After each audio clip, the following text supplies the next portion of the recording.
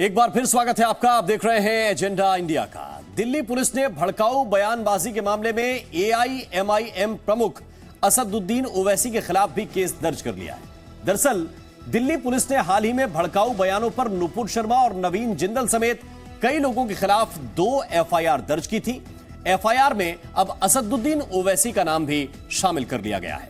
इस एफआईआर में स्वामी यति नरसिम्हानंद का नाम भी शामिल है।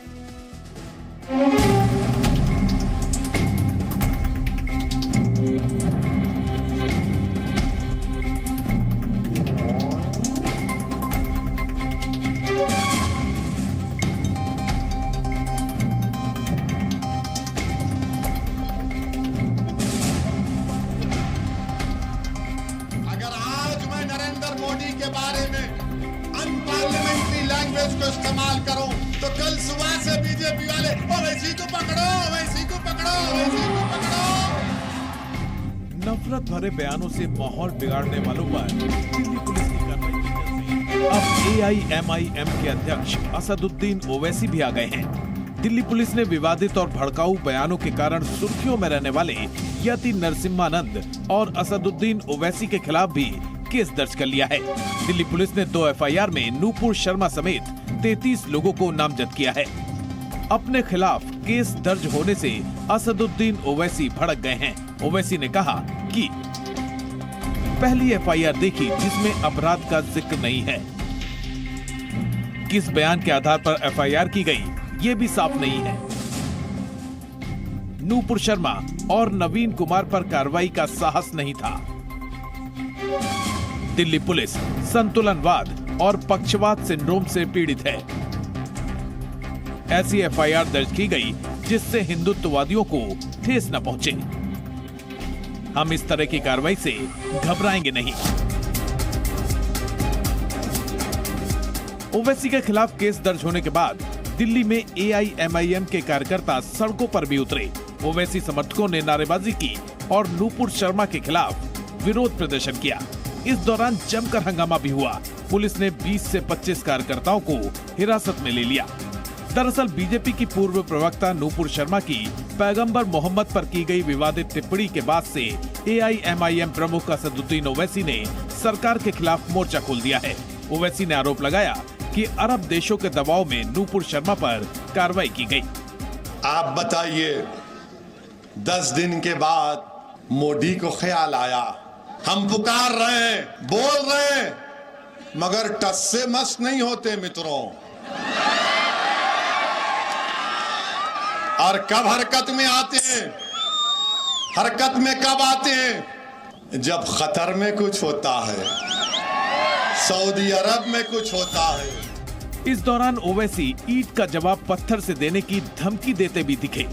मरने के लिए हाथ उठाओगे तो पंजा पकड़ लूंगा, दबा के याद रखो। मामले के तूल पकड़ने के बाद दिल्ली पुलिस हरकत में आई। बयानों से माहौल बिगाड़ने वालों के खिलाफ एक्शन लिया गया, जिसमें भड़काऊ भाईजान भी फंस गए हैं। ब्यूरो रिपोर्ट, जी मीडिया। दरअसल असदुद्दीन ओवैसी खरी खरी बात कहने के लिए जाने जाते हैं। इस दौरान वो कुछ इस तरह के बयान भी दे देते हैं जो लोगों को चुभ जाते हैं। समर्थक उनके बयान पर तालियां बजाते हैं, लेकिन और विरोधियों को वो भड़काऊ लगते हैं। आपको सुनाते हैं कि 2 दिन पहले महाराष्ट्र के लातूर की रैली में उन्होंने किस तरह पलटवार करने की धमकी दी थी, किस तरह से विरोधियों को चुनौती दी थी। इस दौरान उन्होंने कुछ बयान ऐसे भी दिए जो समर्थकों को उकसाने वाले थे। तुम मेरे जिस्म पर गोलियां इसलिए चलाई तुमने ताकि तुम नहीं चाहते कि मैं जिंदा रहूं और गरीब और मजलूमों की दास्तान को, इंसाफ को बयान करूं। मगर सुन लो गोली मारने वालों, सुन लो मेरे दुश्मनों, मैं मरने के लिए तैयार हूं। क्या तुम मरने के लिए तैयार हो? बताओ गोली चलाने वालों। मुझको मारने वालों, याद रखो, तुमको भी मरना है, मुझे भी मरना है एक दिन। मैं मौत से नहीं डरता, मैं डरता इस बात से हूं कि जब खबर में तुम और हम जाएंगे, जब हशर का मैदान होगा तो हम कैसे अपने अमाल का हिसाब देंगे। मौत तो सबको आने वाली है, कोई दुनिया में जिंदा नहीं रहेगा, जो आया वो जाएगा। जो दुनिया में आया वो जाएगा, मगर कौन जाएगा? सबको जब जाना है, तो जब दुनिया में चंद दिन की मोहलत अल्लाह ने मुझे और आपको दी है, तो हमको सच्चाई को सामने लाने का काम करना है। हमको बातिल को शिकस्त देना है, हक को कामयाब करना है। हमको मजलूमों से इंसाफ करना है, जालिम के जुल्म को रोकना है। मैं हरगिज इस बात को नहीं मानता कि जुल्म को सहा जाए। जुल्म को सहना भी जुल्म है, याद रखो मेरी इस बात को। जुल्म को सहना भी जुल्म है। अगर कोई कहता है कि जुल्म को सहो, मैं कहूंगा नहीं सहूंगा मैं। कोई कहेगा अगर तुम्हारे कोई गाल पर थप्पड़ मारे तो दूसरा गाल पेश कर दो, मैं कहूंगा नहीं। तुमने अगर थप्पड़ मारा तो गफलत से मारा, दूसरा मारने के लिए हाथ उठाओगे तो पंजा पकड़ लूंगा दबा के, याद रखो। वो दिन चले गए तुम हमको डराते थे, वो दिन खत्म हो गए। अब वो दिन चले गए वो डराने के। अब डराने वाले याद रखो, तुम्हारे डराने से हम डरने वाले नहीं हैं। मेरी जिंदगी की कीमत और तुम्हारी जिंदगी की कीमत एक है। अगर मैं मुसलमान हूं तो मेरी जान की कीमत की कमी नहीं है। मैं भारत का अव्वल दर्जे का शहरी था, हूं और रहूंगा इंशाअल्लाह ताला। असदुद्दीन ओवैसी दरअसल इसी तरह की तकरीरें करते हैं। ओवैसी ने नुपुर शर्मा के विवादित बयान के सहारे भी प्रधानमंत्री मोदी पर निशाना साधा था। ओवैसी ने कहा था कि अगर उन्होंने पीएम मोदी के खिलाफ असंसदीय भाषा का इस्तेमाल किया होता तो बीजेपी के समर्थक उनके ऊपर टूट पड़ते। उन्होंने यह भी आरोप लगा दिया कि खाड़ी देशों की नाराजगी के बाद नुपुर शर्मा पर कार्रवाई की गई। इस दौरान ओवैसी ने कहा कि पीएम मोदी भारतीय मुसलमानों की नहीं सुनते। देश के प्रधानमंत्री 10 दिन के बाद बोले इसको हटा दो, इसको सस्पेंड करो। अगर आज मैं नरेंद्र मोदी के बारे में अनपार्लियामेंट्री लैंग्वेज को इस्तेमाल करूं तो कल सुबह से बीजेपी वाले ओवैसी को पकड़ो, ओवैसी को पकड़ो, ओवैसी को पकड़ो।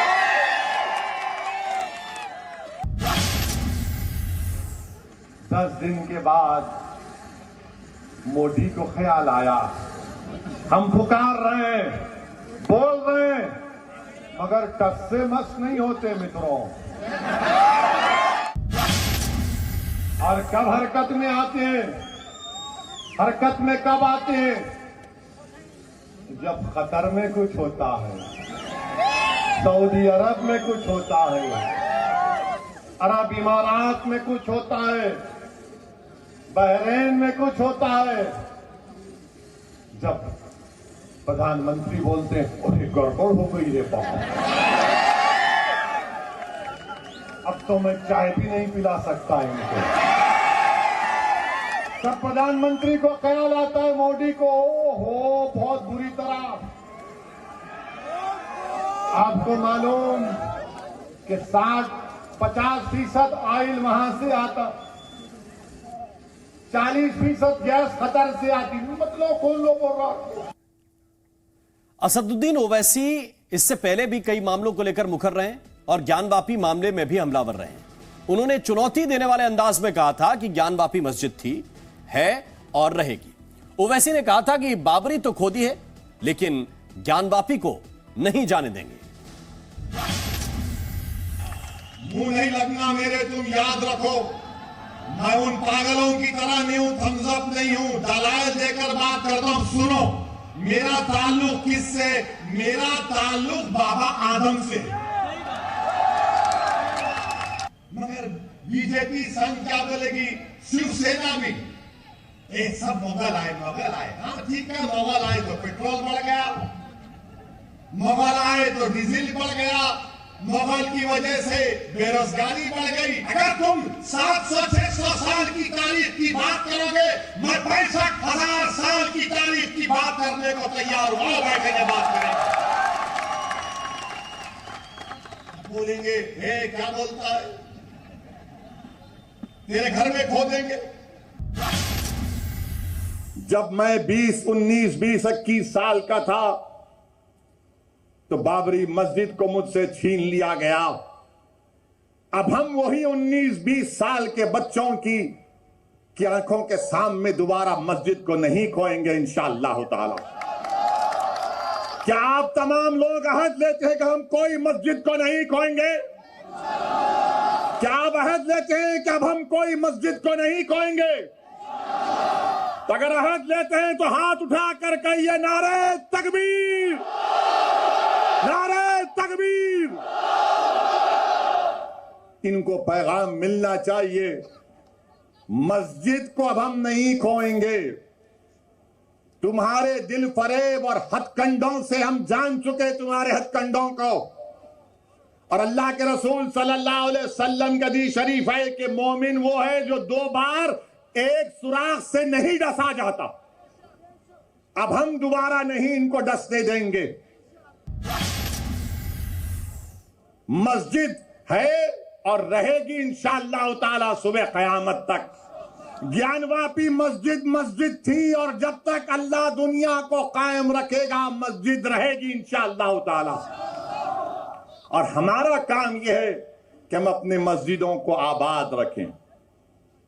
हमारी भी जिम्मेदारी है कि रमजान हो गया तो मस्जिद के दरो दीवार तरसती हैं कि कहां गए वो लोग जो रमजान के 30 दिन अल्लाह के घर में आकर सर्वसजूद हो रहे थे।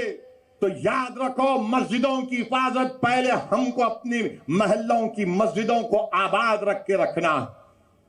अगर हम अपने महल्लों की, गांव की मस्जिद को आबाद रखेंगे तो ये शैतानी ताकतें जो ललचाई हुई नजरों से हमको अपनी तहजीब से महरूम करना चाहती हैं, इनको पैगाम मिल जाएगा कि अब दोबारा मुसलमान भारत का मस्जिद खोने को तैयार नहीं है। तो दरअसल असदुद्दीन ओवैसी कई तरह के आरोप लगाते रहे हैं और एक आरोप उनका यह भी है कि मुसलमानों की हर निशानी मिटाने की कोशिश की जा रही है। युवाओं से बाबरी मस्जिद को याद रखने की वो अपील करते हैं और यह भी दावा करते रहते हैं कि ज्ञानवापी और मथुरा पर उनकी बात सही साबित हुई है। मैं सोशल मीडिया पे पढ़ के कह रहा हूं, उसको बुक करो आप। मगर मेरे अजीज दोस्तों और बुजुर्गों, मुल्क की हालात आपको ये बता रहे हैं कि नफरत और बीजेपी और संघ परिवार मिलकर भारत के मुसलमानों के खिलाफ एक ऐलान जंग कर चुके हैं, ऐलान जंग कर चुके हैं और हमारी हर तहजीब की हर निशानी को मिटाना चाहते हैं, हर चीज को मिटा देना चाहते हैं। हलाल गोश्त देश के लिए खतरा, हिजाब देश के लिए खतरा, दाढ़ी देश के लिए खतरा, टोपी देश के लिए खतरा, मस्जिदें देश के लिए खतरा, मस्जिद की मीनारें देश के लिए खतरा, मस्जिद की अज़ान की आवाज देश के लिए खतरा, सब चीज खतरा है देश के लिए। हमको इल्जाम लगाया जाता है कि मजलिस और ओवैसी क्यों ज्ञानवापी के मसले को उठाया है। मैं नौजवानों से कह रहा हूं, जो आज 20-22 साल के नौजवान हैं, मैं तुमको कह रहा हूं नौजवानों, बाबरी मस्जिद को याद रखो। बाबरी मस्जिद को हमसे छीन लिया गया। जमहूरियत है, ज्ञानवापी मस्जिद के बारे में बोला तो कौन सा गुनाह किया। मैं जब बाबरी मस्जिद का फैसला आया था, मेरी प्रेस कॉन्फ्रेंस जाकर देख लो आप, मैंने उस फैसले को कहा था, अंग्रेजी में कहा था कि this is a victory of faith over facts, this is a victory of faith over facts. मैंने अपने प्रेस कॉन्फ्रेंस में कहा था कि मुझे अंदेशा है कि इस फैसले के बाद और मसाइल शुरू हो जाएंगे। मैंने नाम लेकर कहा था ज्ञानवापी, मथुरा, लखनऊ की टीले वाली मस्जिद, सब साबित हो रहा है। उस वक्त भी सब गालियां दिए मुझे। मैं भिवंडी की आवाम से, भारत के मुसलमानों से और भारत के हमारे हिंदू दलित भाइयों से जो अम्बेडकर और गांधी को अपना लीडर मानते हैं, इस दीवाने की बात का यकीन थोड़ा करो। तुम मुझसे नफरत करो इंफरादी तौर पर, मगर मैं कह रहा हूं तो मेरी बात को सुनो, याद रखो। ये रात लंबी रहने वाली है भिवंडी के आवाम। भारत के मुसलमानों में इस बात को याद रखो, ये रात अंधेरी रहने वाली है, लंबी अंधेरी रहने वाली है। अगर तुम ये समझ रहे हो कि कोई सेकुलर पार्टी आकर तुम्हारे इस अंधेरे को दूर करेगा, ये अंधेरा क्या है? फिरकापरस्ती का अंधेरा, नफरत का अंधेरा। इस अंधेरे में अगर रोशनी अगर कोई पैदा कर सकता है तो आप और हम कर सकते हैं। आप एक चिराग जलाओ अपनी सियासी ताकत का, एक चिराग जलाओ। इस चिराग में तुमको तेल की जरूरत नहीं, इस चिराग में तुमको अपने आंसुओं की और अपने जज्बात की जरूरत है। तुम एक चिराग जलाओ इन तूफानों में, इन नफरत के तूफानों में। इस चिराग को जलाओ और अपनी रोशनी से तमाम माहौल को मुनव्वर कर दो।